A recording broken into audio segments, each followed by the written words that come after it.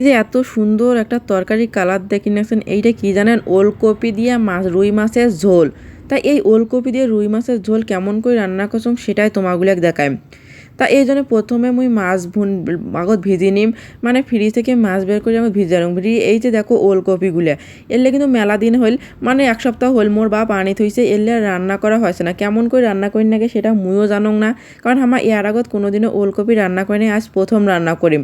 কেমন হইবে মুই তাও জানো না। ওলকপিটা কাটি দেখুন ভেতরে দেখবে উপর শক্ত আর ভেতরে ফির মূলের মতন, ওই জন্য মুই কিউব করে কাটিয়ে নিনুন, মানে 4 কোণে করে কাটিয়ে নিয়ে গরম পানি দিয়ে ভাপে ফেলাই মাগত। গরম পানিতে যখন একটা ভাপা হয়ে যাবে পানিটা থেকে মুই তুলি নিম, ওলকপিগুলো তুলি বাড়িতে থইম, তারপর হলুদ আর লবণ দিয়ে মুই মাছটা মাখি নিম। আর জানেন এই রান্নাটা মুই এর আগত কোনো দিন করং নাই, ওই জন্য ভাবি না খাইতে যে কেমন হইবে মুই নিজেও জানং না। কাটি ধুই দেখুন একটা ওলকপিগুলো মূলার মতন, এলা খাইতেও যদি মূলার মতন স্বাদ হয় তাহলে কেমন হইবে কন্ত জ্বালা। ওই জন্য ভালো করে ময় মশলা দিয়ে একটা দিম। ওই জন্য প্রথমে আগত আমি মাছগুলো ভাজি নিয়াম, তারপর দেখা যাক কী করা যায়।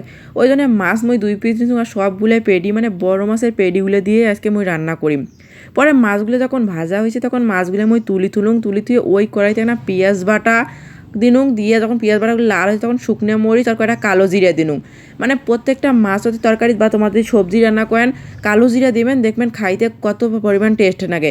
যখন লাল হয়েছে না পানি দিয়ে আর হলুদ লবণ আর মরিচের গুঁড়ো দিয়ে আরও কিছুক্ষণ কষায়। তা কষার পর যখন তেল ছাড়বে তারপরে এটা মুই ওলকপিগুলো দিনুম।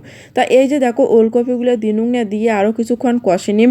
কষে নেওয়ার পরে যখন একেবারে ভাজা ভাজার মতন হইবে তারপরে মুই না পানি দিয়ে নিম। তা শোনো কং, এই যে আমার কিন্তু কালো জিরে সাধারণত মাছ টাছে খাই না, তোমার একদিন কোনো মাছ বা সবজি দিয়ে যদি মাছ রান্না করেন কয়টা শুকনো মরিচ আর কালো জিরে ফেলে দেবেন, ওই তরকারিটার স্বাদ কেমন হয় খেয়া তারপরে মুখ কন। তারপর পানি দিয়ে সেদ্ধ দিনুক, সেদ্ধ থেকে নামিয়া দেখো এমন আটা আটা হয়েছে, ওই জন্য আবার একটা কষিয়া আবার পানি দিনুক, দিয়ে এরপরে মাছ ভাজি থোয়া মাছগুলো দিনুক, দিয়ে উপরে ধনিয়া পাতা দিম, দিয়ে এবার আবার ঢাকি দিম। আর মুই ভাবি না এইটা যে আজকে খাইতে কেমন লাগবে, কারণ কোনো দিনও নষ্ট হয়ে যাচ্ছে। মোর বাপ টাকা দিয়ে একটা জিনিস আনছে সেটাকে নষ্ট করিম, ওই জন্য ভাবনুম যে দিমে দেখুন যাতো মোর মা দিচ্ছে না। পরে এমন যখন পানিটা টানছে মাখা মাখা হয়েছে, তাও কালো জিরাগুলো ভাজতে কি সুন্দর যখন হয়েছে, তারপরে এই যে দেখো কি পরিমাণ সুন্দর হয়েছে তরকারির কালারটা। তারপর আমি ভাবনুম যে একটা ভাত খাং যে আসলে কেমন লাগে, সেটাই মুই আজকে খেয়া দেখিম যে আসলে কেমন লাগে। পরে মুই ভাত নিছুং, ভাত নিয়ে তারপরে মাছ এখান নিনুং, নিয়ে না টেস্ট করি দেখুন যে আসলে কেমন লাগে। আসলে একটা মুকত দিয়ে দেখং ময়না এইখান কেমন জানেন, একটা মুকত দিছুং, দিয়ে ভাবং সে আগতে কিন্তু খাসং খেয়া মুকত দিয়ে কং একেবারে মূলা যেমন স্বাদ এইটাও তেমন স্বাদ। মূলের গন্ধ আছে, এইটার গন্ধ নাই, এই হল তফাৎ।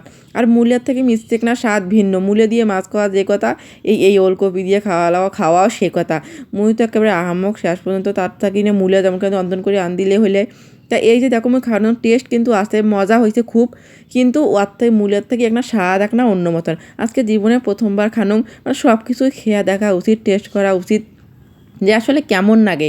আমার কিন্তু না খাইতে এমন করি, তা আসলে সেই স্বাদ একবার খেয়া দেখেন। আজকে এই পর্যন্তই।